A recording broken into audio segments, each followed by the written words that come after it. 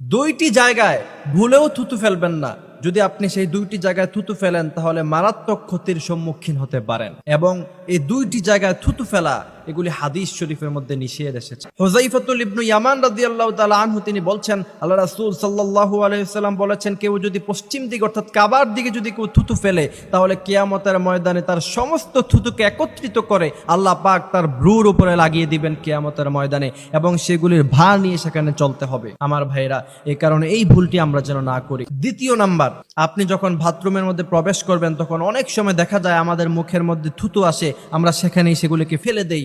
আমার ভাইয়েরা, এটাকে আল্লাহ রাসূল সাল্লাল্লাহু আলাইহি সাল্লাম নিষেধ করেছেন যে তোমরা যখন বাথরুমের মধ্যে প্রবেশ করবা, তোমরা যখন ওয়াশরুমে যাবা, তখন যদি তোমাদের মুখে থুতু আসে তখন তোমরা সেখানে ময়লার উপরে সেগুলি ফেলো না।